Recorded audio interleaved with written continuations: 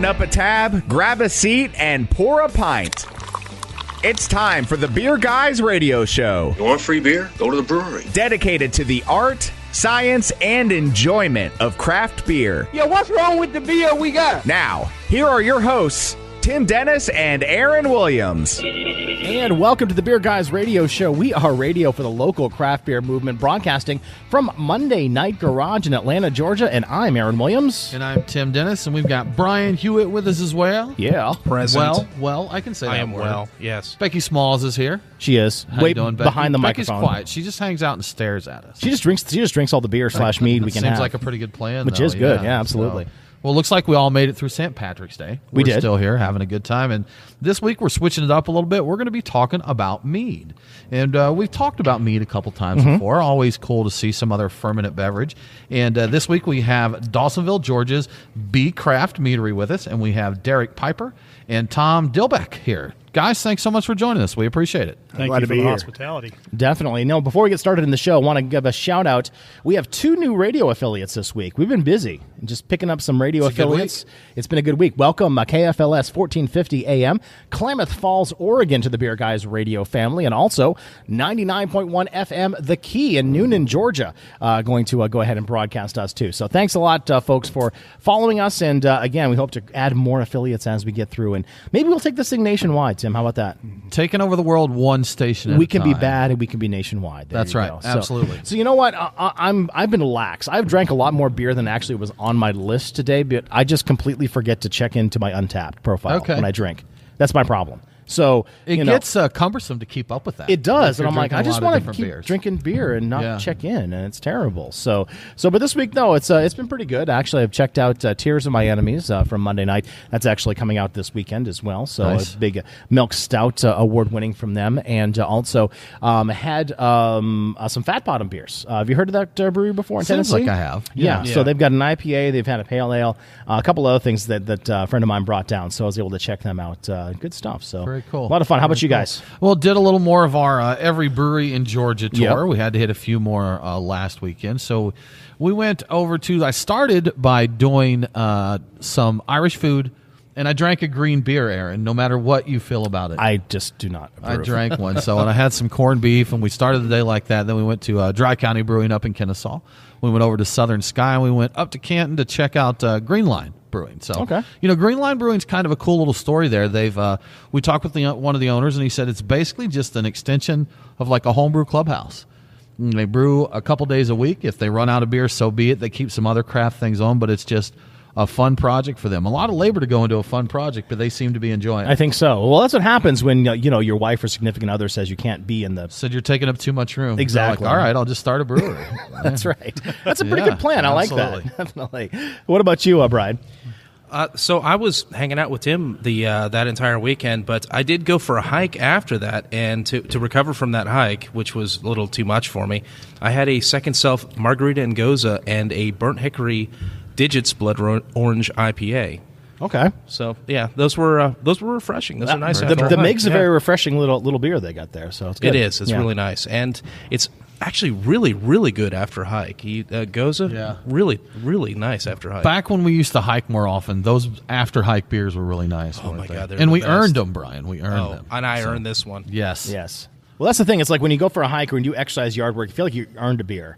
Nowadays, I just sit around and drink beer, and I don't really earn it, and that's why I'm so fat. Just tell you like, you know what? I earned this. I do things. I sat on my butt and on the computer all week long. I deserve the beer. That's right. Absolutely. I did have the one valid green beer, I think, that was legit. And it was the matcha green tea Pilsner from Dry County. I just remember that. Okay. It was legitimately green because the ingredients were legitimately green, so it was not food coloring. And so there is fun. And also, too, if you have a Berliner Weiss with a Woodruff syrup. Oh, yeah. Traditionally, that's bright green, too. So I guess you can do that. That's a really Did you good guys point. do any green meads for St. Patrick's Day? We held off this time. Just not this time, huh? I applaud that. That's okay. Honey mint might be good. You might That would be good. away with that. Yeah. So you'd have to use a lot of mint to get a green mead, though, I think. Tupelo honey makes about the only natural green mead that I can think of. Okay, all right. So there is a green mead out there. Yeah. There you go. All right, good There's stuff. got to be, yeah. So definitely. Well, cool. Well, let's check out this week's Truck and Taps beers of the week. Crack open a cold one. It's the Truck and Tap Beer of the Week. Woo-hoo! Craft beer and food trucks in downtown Woodstock. Truckandtap.com. So we've got a lot of good stuff to drink this week, Aaron. Of course, we have some delicious meads from our friends at BeeCraft. We've been sipping a few of them there. So I'm waiting on this one, Captiva Caps. Yes. Which has grapefruit and chilies. What kind of chilies? These are straight habanero chilies. Just habanero. Grapefruit habanero. We have dark pearls. We have Georgia on My Mind and Southern Gal. So we've got a lot of that. We also got a little sneak peek at Cosmic Debris from Creature Comforts, which is always a delicious beer.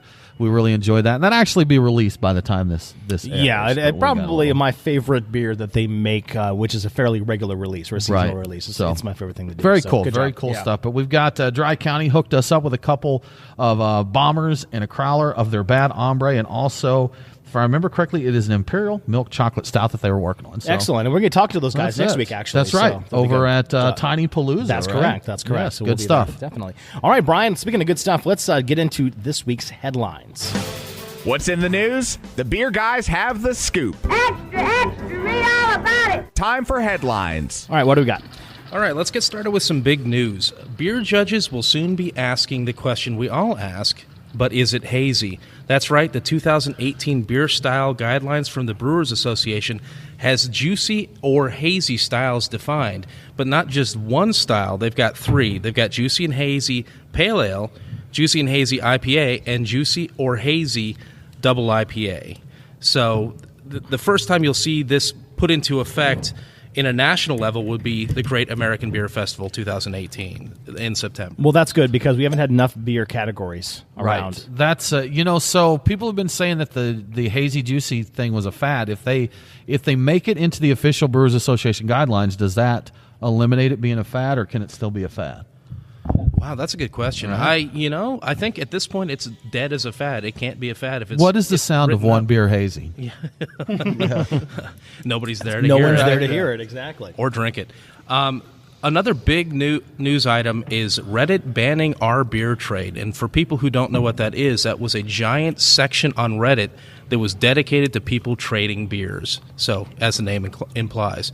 They updated their content policy regarding use of the website to conduct transactions, and basically they banned the selling or even trading of controlled substances, which is basically alcohol, tobacco, or other drugs, and now it's completely forbidden across the site. So the subreddits that focus on these exchanges were abruptly banned with very little warning, and it wasn't just beer trade. There were other things like Scotch Swap and Cigar Market that are also gone. So I believe guns too, right? Did they have a lot of guns? Yeah, a lot of gun ones got cut. Yes, it's like gun deals or something like that. I think was another big one. Which that got was, cut. from what I read, was just a place where people posted coupons and specials and deals. But they said that Reddit said that facilitated the transaction and would be banned behavior. That seems like that's really stretching it. Now, the bad thing, that beer trade subreddit, that was one of the largest in the country. Yeah, I know. absolutely. I know Beer Advocate is very popular, but it was and a lot of guys put a lot of work into building that. And the banning was swift and deadly. They put the policy out and got rid of them immediately. Like within an hour or two of the policy going out, there was no way of cleaning it up and still maintaining any kind of community. It's like, they were done. You guys are all just gone. Done. Yep. That's crazy. All right, in more local news, we've got Two Tides Brewing Company opened in Savannah last Saturday in the Starland District. James Massey, a former CPA, petitioned the city of Savannah, their council, last year to get the zoning laws changed to allow him to open the brewery in the Starland Thomas Square neighborhood, and he was successful. As of this moment, from what I've read, kegs are in limited distribution, and there will be some of the beers will be canned and available at the brewery. There's not a lot of info on the brewery as of yet. Their website's still under construction, but according to Untapped, Two Tides will specialize in a variety of small batch craft beers. I counted 4 IPAs ranging from session to double IPA, a couple of kettle sours, a Pilsner, and an amber lager. So that's what I know so far. Yeah, well, it makes sense for that neck of the woods down there in Savannah, very hot, very humid areas. So those types of styles, I think, would work well for them. So congratulations. Also happening on the coast, Hop Soul Brewery is coming to Georgia's Golden Isles. Owner and brewer Justin Crandall is planning to convert an old Shoney's in Brunswick, Georgia, into a brewery, which will have 12 taps. He's going to focus on hop-forward styles, including IPA, Pale Ale, and Pilsners. And he says that this old Shoney's building, this restaurant, is ideal for a brewery because it already has a massive kitchen and infrastructure ready to operate a brewery, which will allow them to open a lot faster. And is there anything more southern than a Shoney's now being a brewery? I wish maybe a Waffle House. Kept the breakfast buffet, but Justin said that he just couldn't do that. No, I hate when that happens. Yeah. Anyway, we're going to take a quick break right now, and you're listening to the Beer Guys Radio Show, beerguysradio.com, and we'll be back right after this with the guys from BeeCraft Meadery. It's Aaron and Tim, the beer guys. If you're like us, no lunch or dinner is complete without a pint or two of craft beer. Which is why Truck and Tap in downtown Woodstock and Alpharetta are always on our list. Tim, why do they call it Truck and Tap? Well, the tap part is easy, Aaron. See, they've got 18 of them. As for the truck part, well, that's when it gets interesting. Truck and Tap features your favorite Atlanta area food trucks daily, so that way you're getting a different menu every day. Truck and Tap in downtown Woodstock, Alpharetta, and coming soon to Duluth in 2018. Truckandtap.com. Let them know that the beer guys sent you.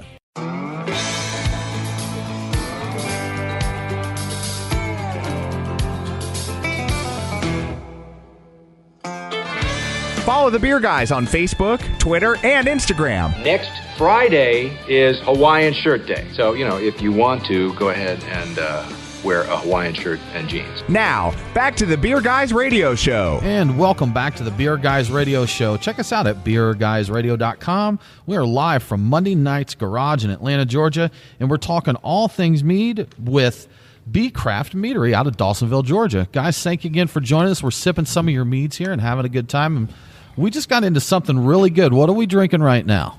That one you're drinking right now is Captiva Caps. It's an actual Capsamel, which is a Habanero mead it's actually light habanero and light citrus. The citrus is from Southwest Florida.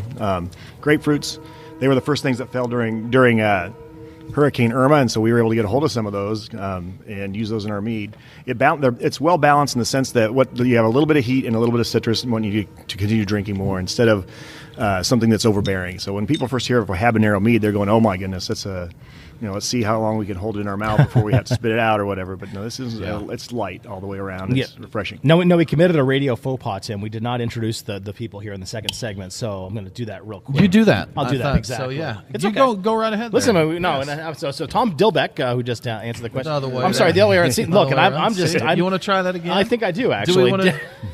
Yes. Derek Piper is here from BeeCraft Meadery as well as Tom Dilbeck. So, again, thanks, guys, for joining us today. And this is delicious. I really do like a little bit of that heat in the back. Mm-hmm. And like you said before during the break, it's almost like you want another drink out of that. So really, really well done.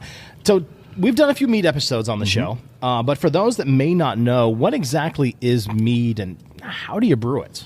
At its basic level, it's basically water, yeast, honey, and good times. I mean, that's that's where we start. The starting gravity is going to be a little bit higher than what you would for a beer. Most of mine are right around, say, 1.100 original gravity.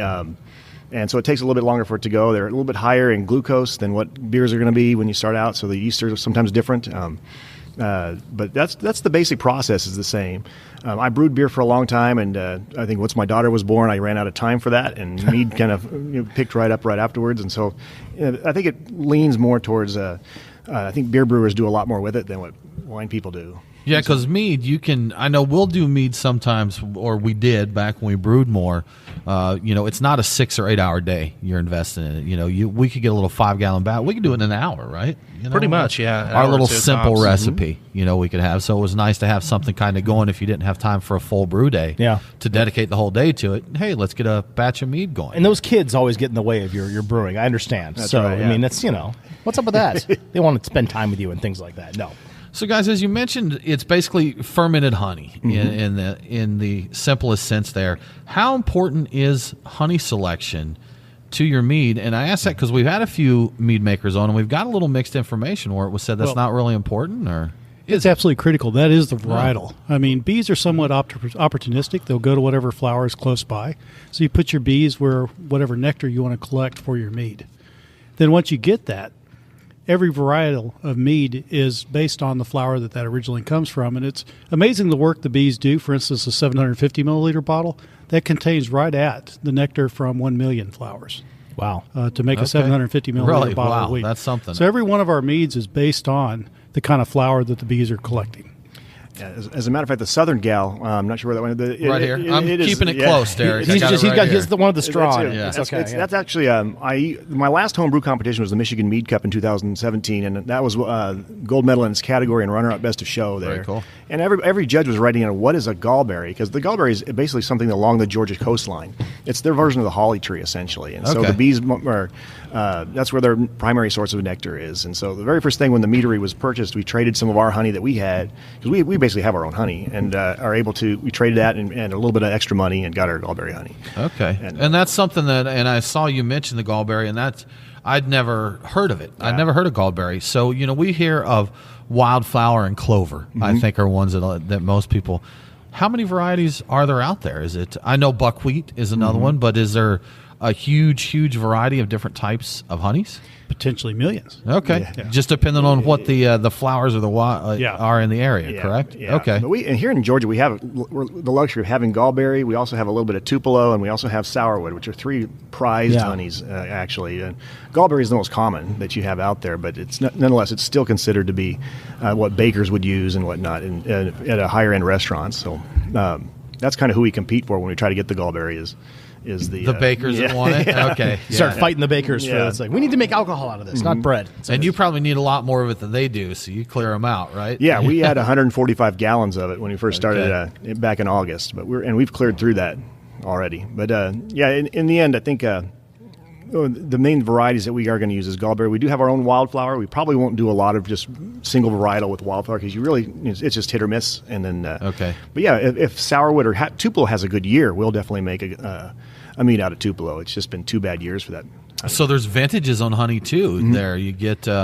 What was a good year for honey recently? Has there been just a really good year? I think for Tupelo, it's about 3 years ago. Okay. Because Tupelo has a short 2-week season when the Tupelo flowers are blooming, and oftentimes it's either rainy or it's drought. But 3 years ago was the best time for it. And that's, to me, one of the best honeys you can make is a Tupelo, just straight varietal. And it's high in fructose. It's green, as we had mentioned. It's kind of a different type of mead, but one of my favorites. So do you tailor your recipes basically towards the mead that you're using? So if you have a Tupelo, you're going to do a specific kind, or just only that and no additives to it? Or yeah, absolutely. Tupelo, I'd probably just do single varietal, because it just stands out by itself. Even gallberry, for the most part, I can stand out by itself. As far as our Wildflower Supply, we did have a limited release of our Wild Georgia honey, and that's what we called it. The fall harvests tend to be darker honeys, so those are honeys that we can actually mix with things and do maybe even age them.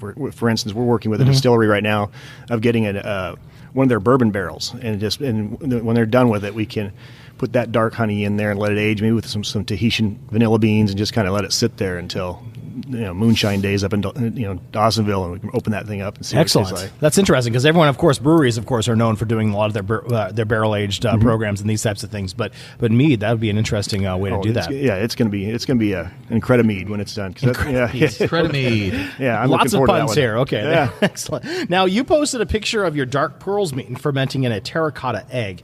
What is a terracotta egg, and why is that preferable as a fermentation vessel? Right. Yeah, the fermenters we use are actually they're designed by a University of Georgia professor, actually, and they're based here in Georgia. We know that because we owed a lot of sales tax on those things, and when that's in Georgia.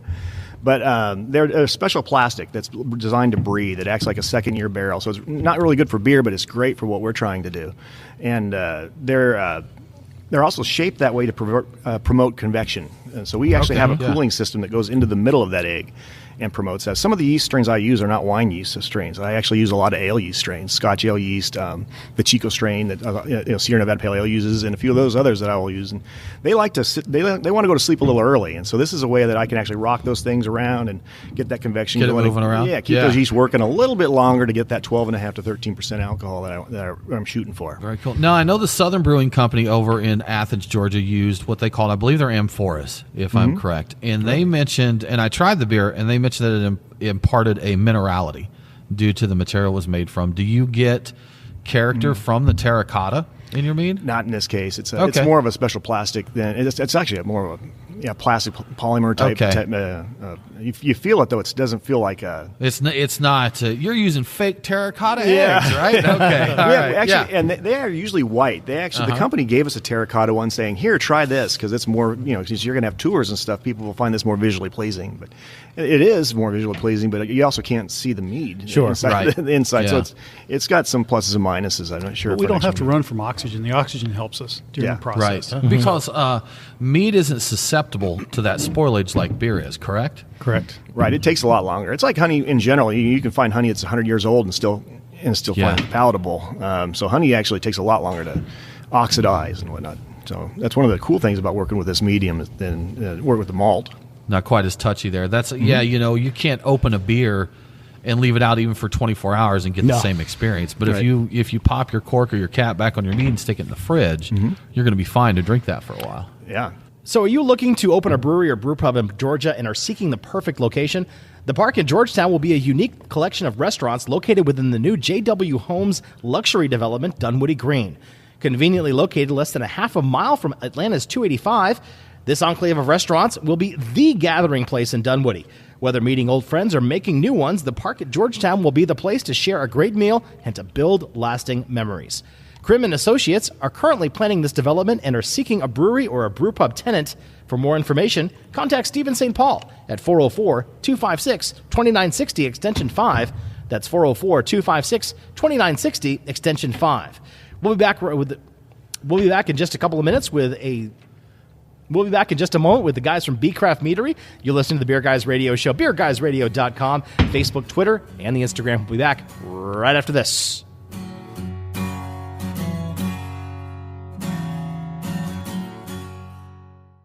We are Reformation Brewery, celebrating the reformer in you. Locally crafted within the renowned Etowah watershed of Woodstock, Georgia, Reformation creates yeast-forward brews full of aroma and flavor crafted to last. Come see us in beautiful Woodstock, Georgia, for a tour and tasting of unique brews that you can't find anywhere else. Reformation Brewery. Set beer free. ReformationBrewery.com.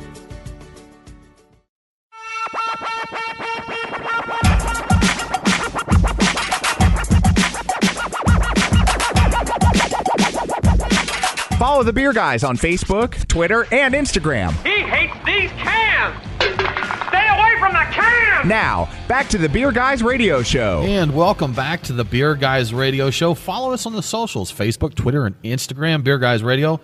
We are live from Monday Night Brewing's Garage, and we're here with BeeCraft Meadery out of Dawsonville, Georgia. We are talking to Derek Piper and Tom Dilbeck, and we're sipping their mead, and we're having a good time. And everything's great with this session mead. I think I saw 12.2% there, so...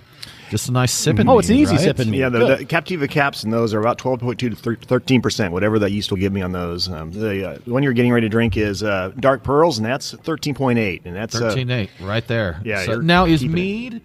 do you have the same ABV caps as like beer does? What's the rules on mead? We follow the wine laws, more or less. Okay. Yeah, 14% is a big tax rule that we've got to watch. And so we stick right below that. Right below that. That's exactly why it's 13.8. I've seen some meaderies take it to the logical extreme of like 13.99 right. or whatnot, or even 14. Some are bold enough to sit there and play with a TTB. But good luck with that. Yeah, we keep ours right about 13.8. I think that's enough to get people where they want to go, and it's a wonderful. It's probably our leading best seller is the Dark Pearl. That's really nice. Now, what's Dark Pearl? What's in this one? This one's actually our wildflower honey from our own apiary, and it's blueberries from South Georgia. This particular batch is blueberries from South Georgia. And what's backing it up is black currant. In the past, I used to use tannins, and in this particular one there's no tannins at all in it. It's also aged with blackberries. The whole process from the very beginning, those blueberries follow. Into the secondary, the blueberries follow it. It's based on a recipe that won the Best of Show in the 2015 U.S. Open, which is where we started thinking, it's about time to look at a meadery, is when you beat out about 85 other meads. That'll do it. And, yeah. So is this one considered sweet or semi-dry? It tastes. Yeah, I'd call it about semi-sweet or the sweeter side. Semi-sweet, yeah. Yeah, it's it ended up its final gravity is about 1.015. Okay, So which I 3 like. bricks. We talked a little off air that I like the sweeter meads. I like the flavors they deliver with that. So See, I'm a little more on the drier side, but I drier like ones. this is good a good balance of the two. Yeah, it's not too sweet, just a little sweetness. And it's got there that, and the it's got other that flavors. blueberry that kind of follows the blackberry with it along, which is nice with those dark fruits in there. Now, guys, you talked about a little bit about your using your own honey and that. You mentioned being a farm winery, and so you do have an apiary, which.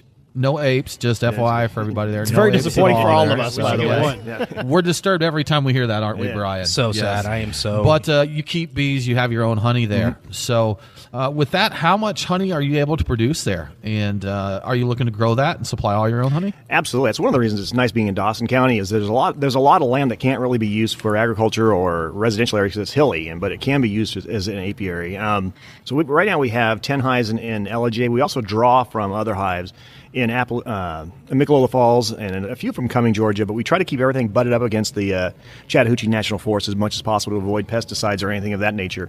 We have one beekeeper who manages everything for us, Kelly Tribble from Tribble Farms. He's in charge pretty much of all of that for us. And while I go out there, and take a look at things from time to time, he's the expert. I mean, you ask him one question, it's an hour of time. But okay, yeah, definitely. And he loves his bees. Oh yeah, and he's retiring. He's an engineer. He's retiring into beekeeping, and so yeah, we're probably outstrip his supply real fast. But he's the one that keeps everything going. And we haven't lost any hives yet to colony collapse disorder. The only thing we've ever really had a problem with is one time the top blew off of one of our hives. It rained a little bit in there, and within 5 days, there's mead right on the top of the hive. It happens all the time. Yeah, so Georgia wild mead. Yeah, it's true. I mean, you almost cannot keep the stuff from fermenting if you don't watch out once water gets in there. So now you mentioned actually colony collapse disorder is something that's been in the news recently. Is that something that's a concern for you in the industry? Absolutely, it's something we want to avoid. And there's lots of theories out there of what's causing it. We're kind of buying into this. Let's just keep everything as far away from pesticides and everything as possible, and just see what happens. And so far, we've had good luck with that philosophy. I mean, we have some things in Cumming, Georgia, that are probably not near national forests, but they're out there in the middle of nowhere. So they are. Yeah. Once you get up into Cumming, you're kind of outside of the Atlanta metro area, and you start getting into the country. So they have a lot of control over what those bees are munching on. Good. So. Now, on your website, you mentioned that you spent a lot of time researching both the medicinal and historical details of mead. Are there any interesting findings that you can share on that? Yeah, one that I recently was reading about was a big during World War II. Apparently, with injured veterans that were coming back from World War II, the federal government was interested in employing them. So they employed them to make honey. Well, because they weren't able to, they were hoarding the sugar, and so they said, let's get these injured veterans to make honey. And of course, in 1947, after the war, there was all of a sudden now this overabundance of honey.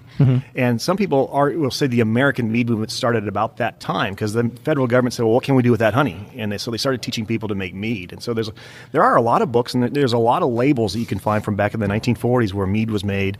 And I'm not sure what happened to those companies, but I think that's one historical aspect. This recent history. I mean, when you're talking mead, you're talking 9,000 years. Yeah, you're talking ancient Egypt and all that kind of stuff. Yeah, but I think to me that was that's kind of interesting how you see that kind of play go back and forth. But so I'm looking forward to reading those books and getting those labels. But it goes back to 9,000 years, and probably not just one specific spot. Probably Africa, Asia, and all those different places discovered it. Just like but like what you said, I mean, you had your apiary that blew off, water came in, all of a sudden, hey, there's alcohol, and so that probably happened 9,000 years ago. Yeah, all over the place, these people were doing that. And there's even been reports, of drunk bears because they run into it. I mean, if bears drunk bears are the worst bears. Yeah, that's right. Boy, wouldn't that be awful to run in? I guess it depends on how drunk he is. Maybe he's a happy drunk bear. I mean, that'd be fine then. We hang out, we'll share a few meads. Party animal. Yes, literally. Yeah, there's a Polish mead that's called Bear Trap. Okay. That very thing. All right. Bees I love it. Yeah. Good stuff. We've thought about that name a lot of times, the Bear Trap. Yeah. So, Derek, question for you. I read an article Brian had shared with me that he found in Georgia Magazine about mead. And one thing that I've noticed, it seems like anytime you find an article about the history of a fermented beverage, whether it's wine or ale or mead, everybody claims they were the first. What's your take on it? Who was first, Derek? What was the first one? I'm obviously biased towards me, but I can see. I was reading about even chipmunks getting drunk off of fruit that's come down on the ground. I mean, it's really hard to keep sugar from fermenting in the real wild world. I mean, so I can see some people kind of saying, well, yeah, fruits were the first things. But I'm still, there's a documented history in China 9,000 years ago. The Ring Veda, which is like this major religious text in India, mean, that goes back 2,000 years before Christ. I mean, it's in there, a recipe.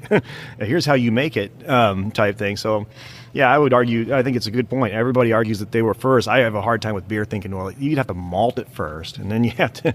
There's different steps as opposed to, where this stuff, pretty much, you're taking stuff that's been naturally fermenting it, whatnot. So who do you think made the first mead? Like, which region probably invented it? I'm wondering if Africa is not the place where it began, mainly because Tej is still the national drink of Ethiopia, and they only really don't have a national a meadery. They actually only take Tej if you make it at home. You've got to make it at home. Oh, interesting. So I think that seems to me to be a lot more in line with like the hunter-gatherer type person that would be doing that. But I have no idea. I mean, you also, like I said, it may have just started in different places just because it happens so often.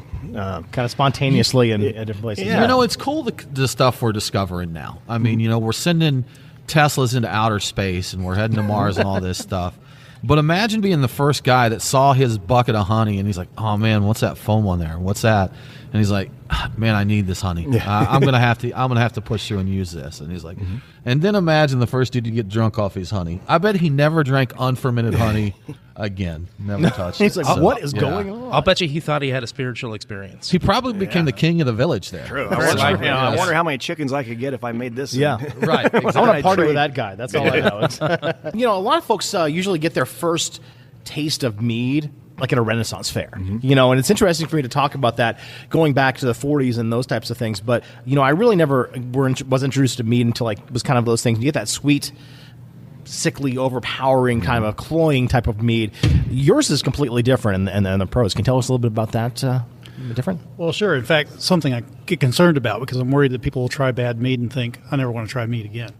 Where you're talking about history. Today's a really cool time to be alive in the craft business everywhere because there's fantastic beers, there's fantastic meads, real true artistry that's going on.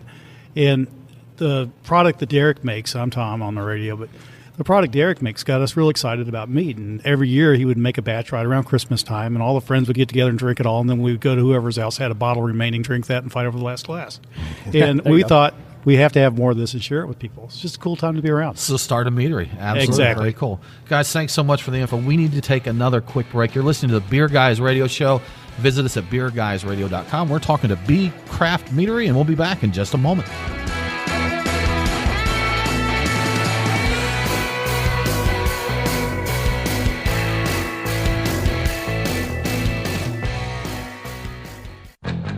Time for the hot list. The Beer Guys have the scoop on what you need to know for next week. That's hot. And we've got a lot of awesome events coming up here in Georgia this week. On Sunday, Urban Tree Cidery celebrates their second anniversary. We have Brunch Fest going down in Midtown. And at Steinbeck's in Decatur, it's Smoke and Glory 2018, Battle of the Chefs featuring Creature Comforts Beer. On Monday, we have the Bourbon Lab Series launch event at Wild Leap Brewing in LaGrange, and Marlowe's and Alpharetta host a Gate City beer dinner. Tuesday, check out Final Gravity Homebrew Club as they host a very, very, very special event. It's Hops 2018 and Beyond with Stan Hieronymus at Red Brick Brewing Company. So that's a big event. And just toss it out there, but Stan is going to be on our show here in a few weeks, so check that out as well. We also have Jailhouse Brewing hosting a launch party for Season 2 of Man Cave TV, featuring the crew from Jailhouse Brewing. And there's also Science on Tap at the Georgia Aquarium. On Wednesday, we have a Wrecking Bar can release of Juice Bar and Technological Ripeness. Also, Trees Atlanta is going to host Canopy Conversations at Eventide in Grant Park. On Thursday, Orpheus releases Plants Have No Memories. They have a lot in common with Brian, and that is their White Grape Sour Ale. It's also Industry Appreciation Night at the Southern Brewing Company in Athens. And Reformation taps their International Women's Day brew, Pink Boots. So check that out up at Reformation of Woodstock. On Friday, the Nest in Kennesaw celebrates their second anniversary. It's going on Friday and Saturday. And also Red Brick releases their Sea Dragon Basil Blonde Ale, which is their fourth collaboration, I think, Aaron? Third or fourth collaboration with the Georgia Aquarium. Yeah, I think it's their fourth. Very cool stuff there. On Saturday, join us at Monday Night Garage. We are going to be taping a show at Day of the Juice. Come check out Day of the Juice. There's going to be all kinds of juicy beers, hoppy beers. There's going to be stouts. There's going to be a lot of very cool stuff going down. Also on that same day, Torched Hops celebrates their second anniversary. And also you can celebrate in South Georgia with Omaha Brewing, who is celebrating their second anniversary. You know, I really thought Omaha had been around a little more than 2 years. I did too, actually. Well, that's what they say, so I'm gonna buy into it. We'll go with it. or you can go over and join Savannah River Brewing Company for the history and brews of Augusta. Savannah River Brewing Company, but that's in Augusta. Yep. Little brewing history there. Nice. So for a full list of events happening, because there's like 100 a week now, Aaron, check out our calendar of events on beerguysradio.com. Craft beer forged with a reverence for tradition and new styles that start a revolution. Ironmonger Brewing. The brewers at Ironmonger Brewing pride themselves at being masters of barrel-aged, hoppy, and sour beers. They invite you to their taproom in Marietta to taste and see. Also, visit their barrel room with an intimate drinking experience with great live entertainment. Keep up to date on all things Ironmonger by liking them on Facebook. Ironmonger Brewing, establishing a new standard in craft beer.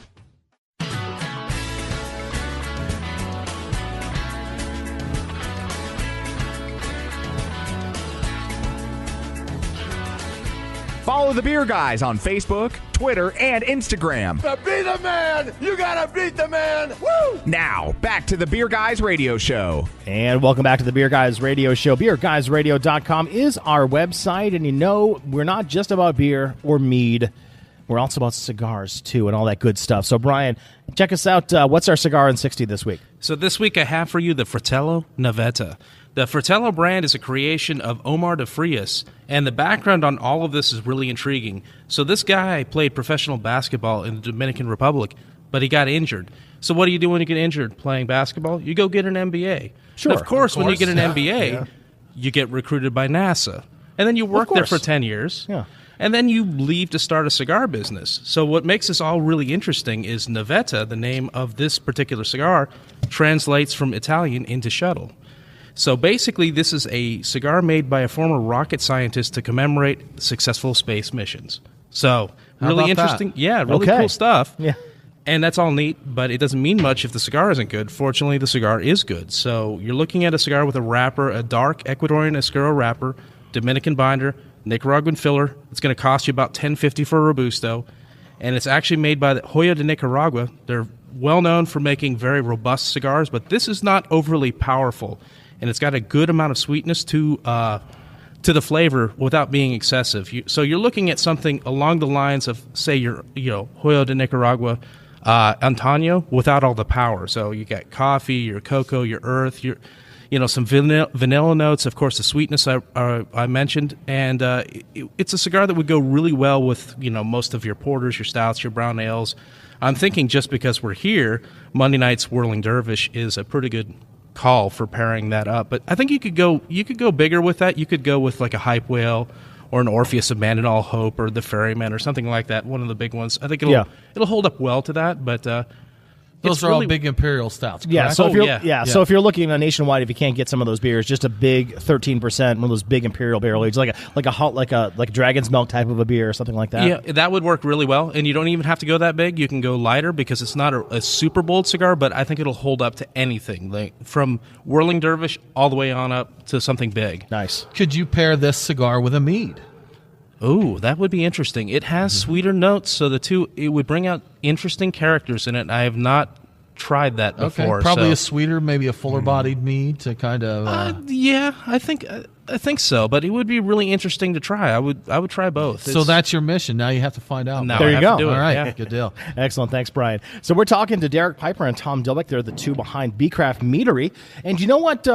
Before we wrap this conversation up, we talked about this during the break. We don't talk a lot about mead pairings with food. So what do you guys think about that, or what are some things that you guys have noticed? I think one of the neat things about mead is you can make the mead to pair to the food instead of trying to find food that'll pair to the mead. For instance, we're in discussion with an Asian food a chain, a local chain, and they're interested in, can we have a mead that would actually just be us? And we thought, well, yeah, plum mead. And so I started looking that up, and that would be an incredible way that we can take mead and make it something that would pair with their dishes. The same thing with, I've made an agave lime mead before. That would be a great mead that would pair with a Mexican food restaurant. So we can build mead to actually complement the food itself. I think that's what the big deal to me would be. That separates mead from wine automatic right there. No, I know mead is a little younger as far as like the craft market goes compared to like craft beer. And we're seeing, like Brian mentioned in his news segment, we've got juicy and hazy beers that have made it to the beer descriptions, the style profiles from the Brewers Association. Is Mead seeing that same type of creativity and kind of morphing into new styles? I know you have your mellow males and different things like that, but are we seeing hybrids, changes, and stuff that kind of pushes the envelope of mead styles? Absolutely. I saw that at the University of California Davis Institute. I went to that in the summer, and there was a guy that made a coffee mead that was clear, and it was like an incredible mead. Yeah, I mean, Sap House Meadery up in Ohio. And he did it by, he just understood how to take those espresso beans, and he also mixed that with regular beans. He just kind of had been fiddling around, and that's what craft is all about. Some guy fiddling around, then taking it to the population once he's figured it out. And there was also a sour mead that came out where a lot of sour meads are becoming big. I think using kind of either a lactobacillus or some kind of bacteria just to kind of get it going and then souring it. We're actually interested in one of those, perhaps if we're going to do a session mead, a low alcohol version, we would definitely do a sour mead.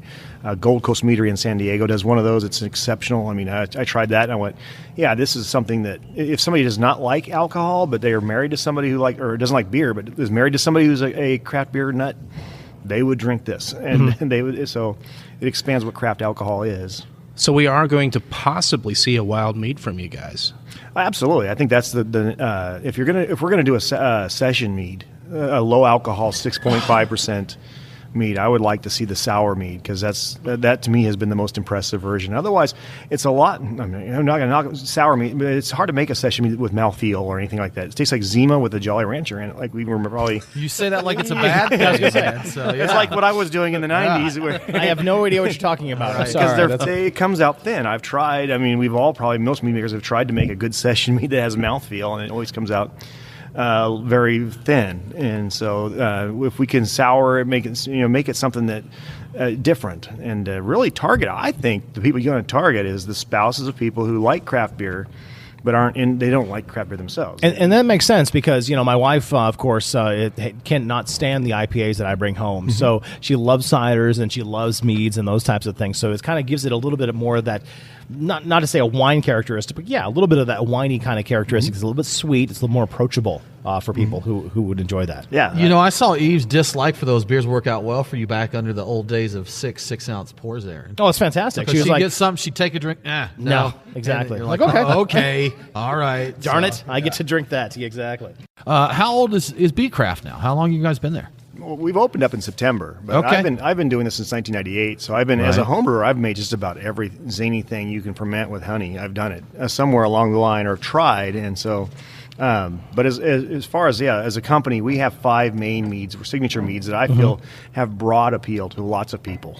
That would even bring the Bud Light drinkers into the craft alcohol world. And that's kind of one of the things I kind of think of in the back of my mind. So a ginger on my mind mead, where it was a fresh ginger mead, or the Capsamel that has it's not a hot mead, but it's a light mead. And so all the meads are built to be a broad appeal, and but we will do some specialty one-offs, I guess you want to say, where we age a mead in a bourbon barrel. That's my best. Our next thing that we're going to be working with is doing something like that. Maybe collaborating with a winery and making a piment, where this is from the Roman era, where you actually fermented honey with the wine juice. Okay. A cidery, if we can pair one. I have one that we're working with. Where we make a Sizer, which is another brand of cider with mead, and a little bit of vanilla bean. I always like a little bit of vanilla bean. It just makes the Sizer less. Makes it pop there. Yeah, kind of marries it out. Just needs that little touch there, huh? Absolutely, and so we could build these things together. I think that I like collaborating with other, especially across, and with the cideries and wineries especially. Breweries would be fun, but the TTB has weird laws about grains and don't cross the streams. Yeah, man. There's a lot of gray areas. So we decided, well, we'll wait for the breweries that know a lot about law to come to us. There you go. We don't know about that. Cool. Well, we got to wrap it up with you guys, Derek, Tom. Thank you guys so much for joining us on Beer Guys Radio. I appreciate it. Absolutely. If there's any way to kind of keep in touch with us, with you guys, how should we do that? Okay, we have a website, www.beecraftmead.com, active on Facebook, and we love to hear from our friends and have a great time. Definitely. Or come up and visit the tasting room in beautiful Dawsonville, Georgia, right? Yeah.